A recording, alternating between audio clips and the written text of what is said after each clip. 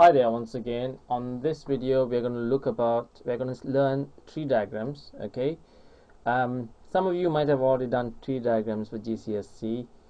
So a problem where you'd use a tree diagram is let's say you are tossing a coin. Alright, so you toss a coin twice, so you have heads or tails, and the probability of getting heads is half, the probability of getting tails is also half. Alright, so if you toss a coin once, okay, you draw a tree diagram. If it's the first trial, okay, so that's the first time you toss it, you'd show it like this. Okay,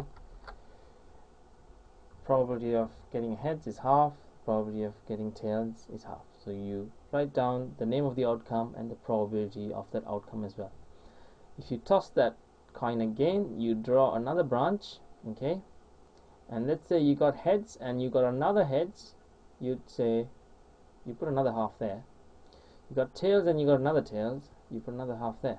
Alright, so you got head and heads, and you got, first time around you got heads, and second time around if you got tails, so notice that tails is always going down. Alright, so this one here I've got to fill out this branch as well, so that's tails and heads. Okay, alright, okay, so the actual probability of getting two heads is half times half, which is 0.25, which is a quarter, isn't it? Half times half is a quarter.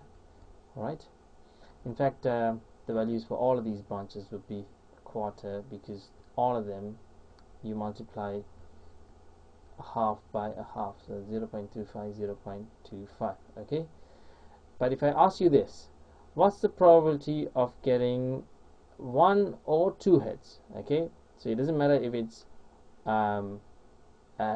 two heads or one head. Okay, then out of the two trials, okay, out of the two trials, it doesn't matter if it's one head or two heads, but what's the probability of getting one or two heads? Okay, so you'd have to add the probability of this branch, which is a quarter. You'll have to add the probability of this branch, which is heads and tails. You'll have to add the probability of this branch here, tails and heads. So the probabilities of heads and heads, heads and tails, and tails and heads. So if, sorry, why did I have to be there? That's H. Okay, so all of them are 0.25. You just multiply 0.25 by 3, so that's 0.75. Okay, so that's just the brief introduction. Okay, we are going to use the tree diagram for an example like this as well. So you got a bag and you got blue balls and you got red balls as well. Okay, and then you take one at a time. Okay, but you don't replace it. Okay, so there are 9 balls in total, so you take one ball, okay, and then you take another ball. Okay, so the events that occur here could be also shown on a probability tree. Okay, right, so the probability of you picking up a blue ball is what? In total you have 9 balls, so that's 5 by 9. The probability of you picking up a red ball is 4 by 9. Okay, now unlike the previous tree diagram, the second branch is going to change dependent on what happened here. Alright, so if I pick up another blue ball, because there is no replacement, okay, so if I taken out one blue ball, so I have one blue ball less according to this line here, so I have 5, so 1's gone, so that's 4, and again I've lost one ball, so in total I've got only 8. So the second branch would have that. Okay, but if I've already picked up a blue ball, my chance of picking up a red ball is going to increase because I've lost one ball.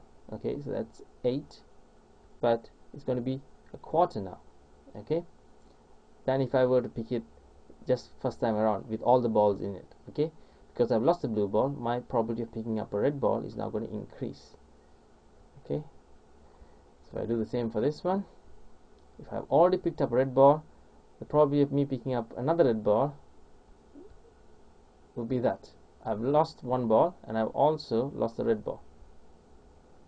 My probability of picking up blue balls would increase because I'm reducing the number of red balls there, so that's 5 by 8. Okay, so a question could be like this. Okay, what's the probability of me picking up 2 blue balls, which is 5 by 9 times 4 by 8, okay, which is 20 by 70, 72. Okay, all right. So what's the probability of me picking up at least one red ball? At least one red ball. So that could be red and red, it could be red and blue, or blue and red. So I've got to add the probabilities for all of these. So red and red is 4 by 9 times 3 by 8. Okay, so I'm just fast forward the steps there. So that's 52 by 72. The probability of you picking at least one red ball when you take two balls out without any replacements. Okay, good.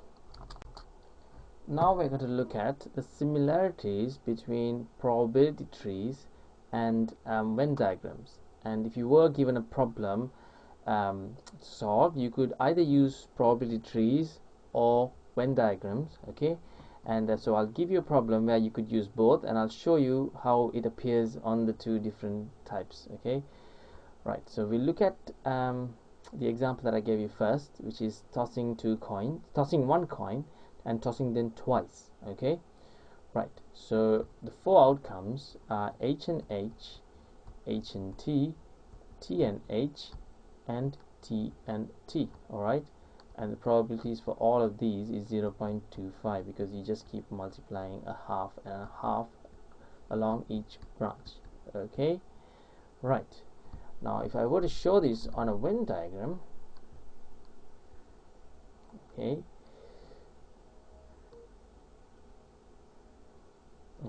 right, now that's H, that's event T. Okay, event H is basically you getting a heads, event T is you getting tails. So what would be the one in the middle called? That would be you getting heads and tails. What about the one outside? You don't get heads and you don't get tails. Well, in this instance you don't have that. Okay, so you only have these three. Okay, all right, now I'll relate this to this. Okay, this one, what you put here would be this 0.25. okay, you only have heads. Okay, the 0.25 here, sorry, that wouldn't be a 0.25, sorry, that's a 0.5 here, is a summation of these two. Okay, because it could be heads and tails, so it's that one there. Okay, and this 0.25 is what goes in there. Okay, so that's our tree diagram and a Venn diagram, how they relate. Okay, so these two will be called the probability of H intersection T. Okay, because you can get heads and tails. This would be called the probability of H intersection not T. Okay, because you only want heads. This would be called probability of not H intersection T. You only want the ones that have tails in it. Okay, so that's that. All right, good. Now we are going to look at something called mutually exclusive events. Okay, two events that cannot occur simultaneously is called a mutually exclusive event. All right, so let's say you're trying to show a Venn diagram where it indicates the number of boys and number of girls in a class. So you'll have boys and you'll have girls. You won't have an intersection. Alright, that'll be very funny. So you'd either have boys or girls. So this event is called mutually exclusive. Alright, so how you'd show whether two events are mutually exclusive is that they don't have an intersection. So the probability of B union G would be, I meant to write G, would be just equal to probability of B plus probability of G. Because there is no intersection, if you add these two, that'll be the same as this. Okay, so that's how you show whether when two events are mutually exclusive. Okay, they can't happen simultaneously at the same time. All right, good.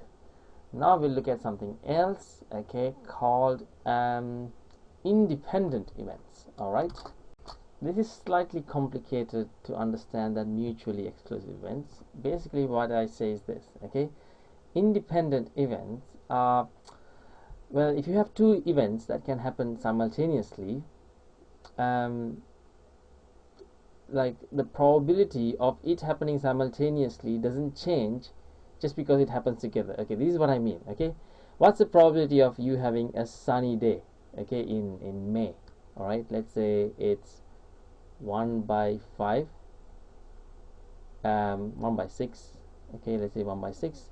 And what's the probability of you buying a hot dog on any given day in May?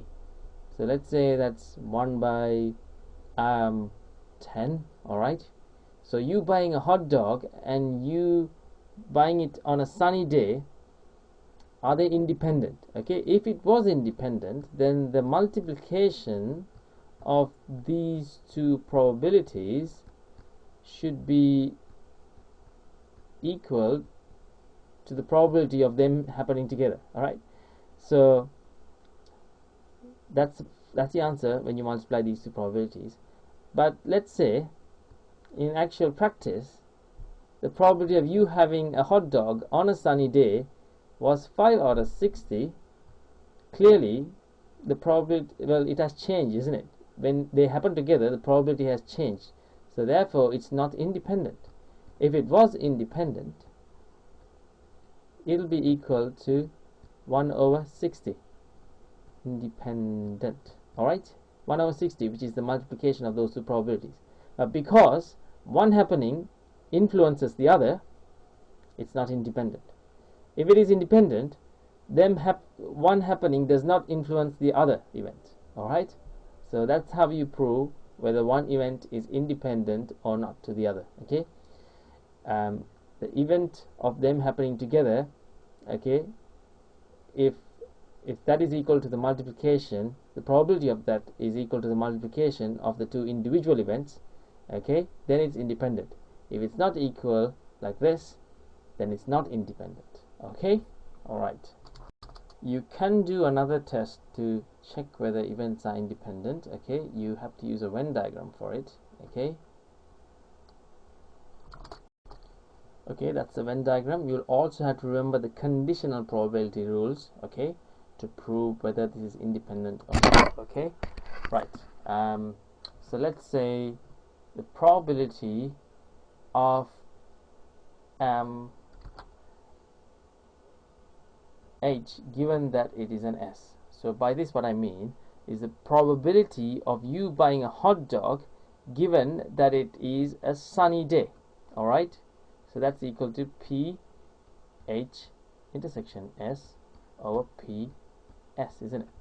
Probability of S is 10 by 60. Probability of H intersection S is 5 by 60. But that's actually half, isn't it? So the probability of you having a hot dog on a sunny day is half.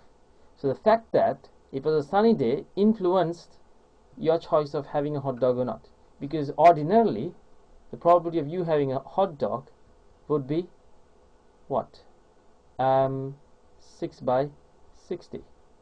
Okay, but because, so that's a tenth, but because it was a sunny day, your probability changed to a half. So when a given probability is not equal to the probability is itself, okay, if it's not equal, then it's not independent. Okay, for it to have been independent, given that it was a sunny day or not, you'd still have the hot dog. The probabilities ought to have been the same. Okay, but because it's different, therefore it being a sunny day has influenced your choice of having a hot dog or not. It's not independent. Okay, so you could use either this test or this test to prove independence, okay, of two events. Okay,